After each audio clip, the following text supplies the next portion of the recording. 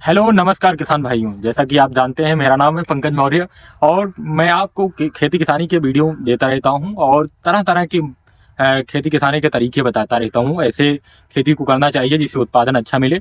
तो आज फिर से हाजिर हूं, दवा स्प्रे आलू में कैसे करें इसके बारे में आपको बताते हैं। कैसे दवा स्प्रे करें जिससे पाले से बचाया जा सके और झुलसा से बचाया जा सके। जब किसान भाई एक गलती करते रहते हैं, क्योंकि जब फसल में कोई रोग या कीट लग जाता है तब हम दवा का स्प्रे करते हैं। तो हम क्यों ना पहले से ही दवा का स्प्रे करें जब सिम्टम हमें दिखाई पड़ने लगे, या हमें पता हो कि इस टाइम जो होता है ये सिम्टम आते हैं कि इस टाइम जो होता है पाला सताता है और झुलसा लगता है। तो हम बेसिकली आ चुके हैं अपने खेत में और हम आज स्प्रे करने जा रहे हैं पाला और झुलसा की दवा।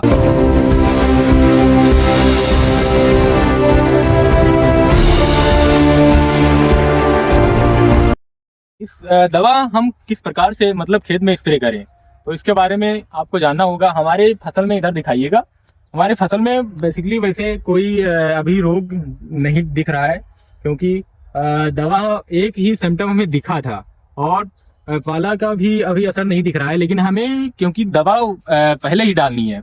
किसान भाई अक्सर गलती करते रहते हैं, क्योंकि जब रोग लग जाता है तब उसका उपचार करने से कोई फायदा नहीं है। जब लॉस ही हो चुका हो, लगभग 30% लॉस हो जाता है, तब किसान भाई हमारे जो होते हैं दवा का स्प्रे करते हैं।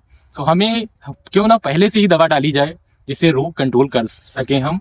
और इस समय आलू की फसल में आ चुका हूं, क्योंकि आलू की फसल में जो होता है झुलसा, अगेती झुलसा, पछेसी झुलसा।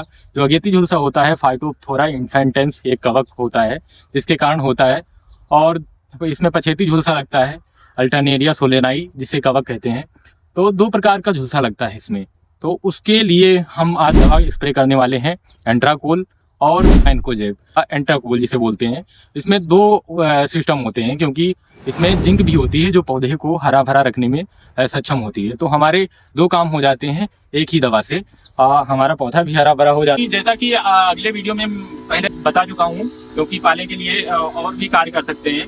क्योंकि आप फसलों में धुआं कर सकते हैं, क्योंकि जो फसलें होती हैं, क्योंकि आलू में तो वैसे नहीं करते बनेगा धुआं, और हल्की सिंचाई करते रहते हैं।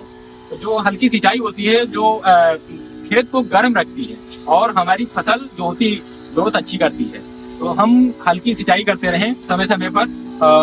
और काम कर सकते हैं जैसे गंधक है, 0.1% गंधक का स्प्रे कर सकते हैं, जिससे जो होता है पौधा को पाला नहीं सताता है और हमारी फसल जो होती है अच्छे से ग्रोथ करती रहती है। तो इस प्रकार से हम खेती किसानी करेंगे तो हमारा उत्पादन अच्छा होगा। क्योंकि हम जो है हमारे ज्यादातर किसान जो हैं अक्सर यही गलती करते हैं, क्योंकि वो जब रोग लग जाता है तब हम दवा का स्प्रे करते हैं। तो ये गलती हमें नहीं करनी है।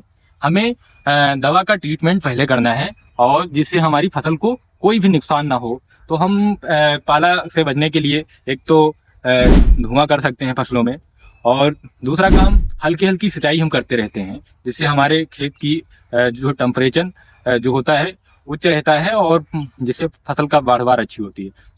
तीसरा काम हम कर सकते हैं कि जो होता है गंधक होती है, गंधक 0.1% का स्प्रे कर सकते हैं, जिससे हमारी फसलों की कोशिकाएं नहीं जमेंगी और फसल बर्बाद होने से बच जाएगी।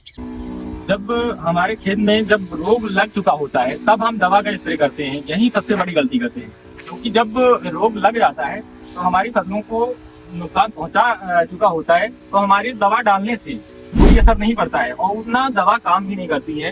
तो हम पहले से ही दवा डाल देते हैं तो जो बर्बाद होती है उससे भी बच जाते हैं।